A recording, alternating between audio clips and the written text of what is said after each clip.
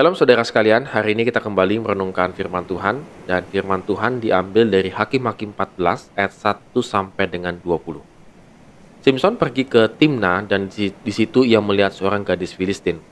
Ia pulang dan memberitahukan kepada ayahnya dan ibunya.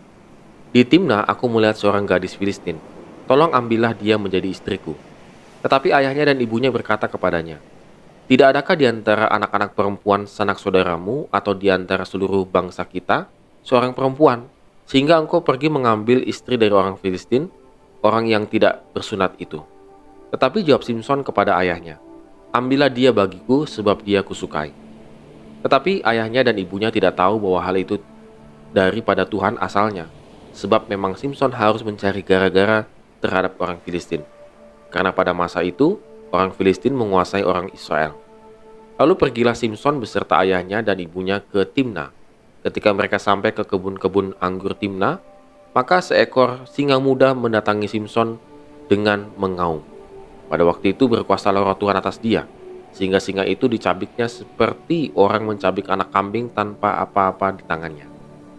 Tetapi tidak diceritakannya kepada ayahnya atau ibunya apa yang dilakukannya itu. Maka pergilah ia ke sana. Ia bercakap-cakap dengan perempuan itu, sebab Simson suka kepadanya. Setelah beberapa waktu, kembalilah ia ke sana untuk kawin dengan perempuan itu. Dan ketika ia menyimpang dari jalan untuk melihat bangkai singa itu, tampaklah ada kawanan lebah pada kerangka singa itu dan juga madu. Dikeruknya madu itu ke dalam tangannya, dan sambil memakannya ia berjalan terus. Kemudian pergilah ia kepada ayahnya dan ibunya, dan memberikannya juga kepada mereka. Lalu mereka memakannya, tetapi tidak diceritakannya kepada mereka bahwa madu itu dikeruknya dari kerangka singa. Setelah ayahnya pergi kepada perempuan itu, Simson mengadakan perjamuan di sana.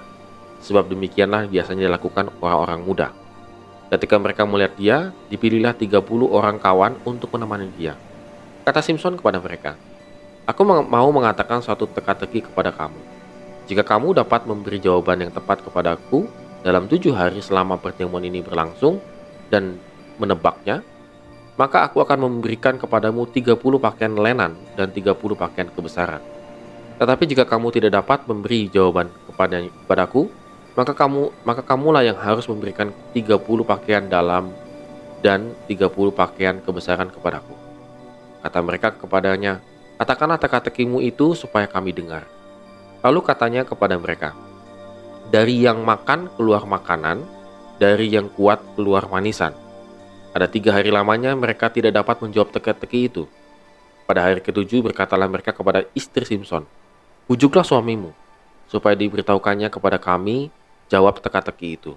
Kalau tidak, kami akan membakar engkau beserta seisi rumah ayahmu. Apakah engkau mengundang kami untuk membuat kami menjadi miskin? Tidak, bukan? Lalu menangislah istri Simson itu sambil memeluk Simson, katanya, engkau benci saja kepadaku dan tidak cinta kepadaku. Suatu teka-teki kau katakan kepada orang-orang sebangsaku, tetapi jawabannya tidak kau beritahukan kepadaku. Sahutnya kepadanya, sedangkan kepada ayahku dan ibuku tidak kuberitahukan, masa kepada engkau akan kuberitahukan? Tetapi istrinya itu menangis di sampingnya selama 7 hari. Selama ke-7 hari mereka mengadakan perjamuan itu. Pada hari yang ke-7 diberitahukannya kepadanya karena ia merengek-rengek kepadanya. Kemudian perempuan itu memberitahukan kepada jawab teka-teki itu kepada orang-orang yang sebangsanya. Lalu pada hari yang ke-7 itu, sebelum matahari terbenam, berkatalah orang-orang kota itu kepadanya, apakah yang lebih manis daripada madu? Apakah yang lebih kuat daripada singa? Sahutnya kepada mereka, kalau kamu tidak membajak dengan lembu betinaku, kamu tidak menebak teka-tekiku. Maka berkuasalah roh Tuhan atas dia. Lalu pergilah ia ke Askelon dan dibunuhnya 30 orang di sana.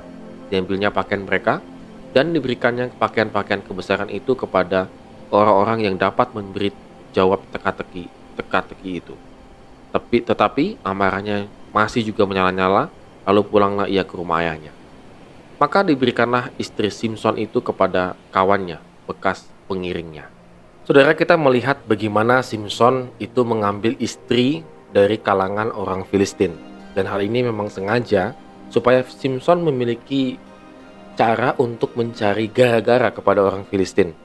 dan untuk memulai satu pertempuran lah, kira-kira demikian. Sebenarnya ini satu strategi yang cukup baik, walaupun ditentang oleh orang tuanya, karena orang tuanya tidak tahu apa yang direncanakan oleh Simpson. Dan yang menariknya saudara sekalian, bahwa ketika dia berhasil menikahi daripada istrinya ini, maka dia memberikan teka-teki kepada orang-orang Filistin yang menghadiri pesta pernikahan tersebut. Dan memang kemungkinan besar bahwa istri daripada Simpson ini mungkin adalah orang yang cukup terpandang, sehingga banyak orang yang datang menghadiri pesta pernikahan tersebut. Memang teka-teki yang disampaikan oleh Simpson ini adalah cukup unik. Bahkan mungkin kalau kita pun tidak tahu konteks daripada Simpson yang dialami oleh Simpson, kita pun akan susah untuk menjawabnya.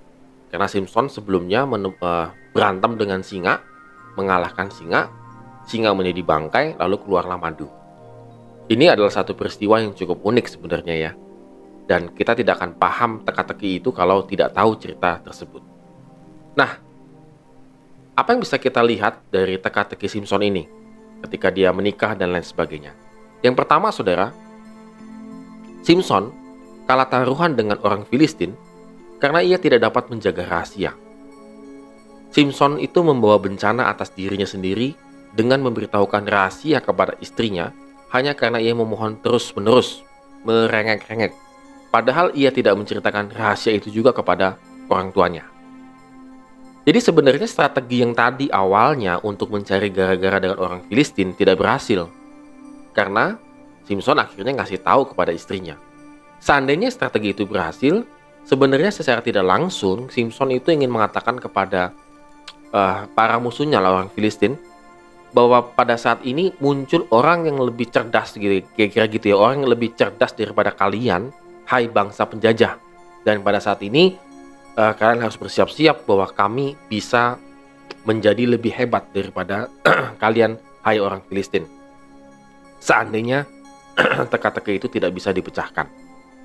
Nah, yang kedua, meskipun kenyataannya Simpson itu memang menikahi perempuan kafir tanda petik ya, dalam konteks pada waktu itu, ada beberapa yang dilanggar oleh Simpson. Kalau saudara kemarin bisa mengingat bagaimana pesan daripada malaikat Tuhan kepada istri Manoah supaya dia jangan minum alkohol. Padahal itu melanggar hukum yang pertama, yang maksudnya sudah dijanjikan oleh malaikat. Jangan sampai menyentuh alkohol. Simpson pun sebenarnya nggak boleh menyentuh alkohol, tetapi ya, dia lakukan karena dalam perjamuan pesta tersebut pasti menyentuh hal-hal yang berbau anggur begitu. Dan yang kedua yang dilakukan oleh Simpson ini adalah menyentuh bangkai. Kalau dalam tradisi Taurat, maka sebenarnya tidak boleh menyentuh bangkai binatang.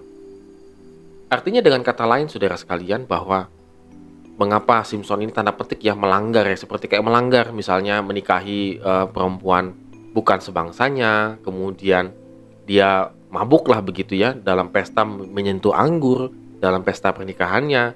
Dan yang ketiga, dia menyentuh bangkai binatang yang tadi singa yang mati. Ini mengisyaratkan bahwa sebenarnya Tuhan masih memakai Simpson walaupun manusia Simpson ini menunjukkan kelemahan dan juga banyak hal yang dilanggar.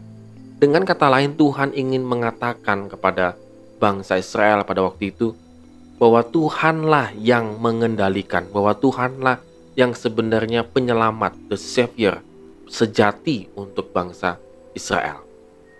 Hal ini kita bisa lihat dari mana Tuhanlah sebenarnya yang menyelamatkan bangsa Israel.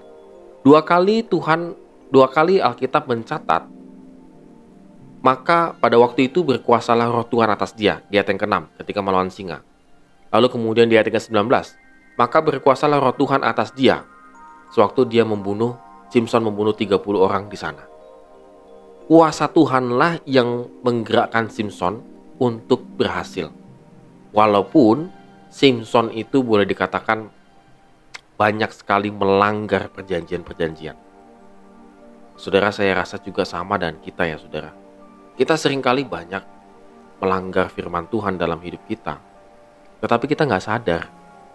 Kita berpikir, saya tetap sukses kok, saya tetap bekerja, saya bisa menghasilkan uang, keluarga saya utuh-utuh saja kok.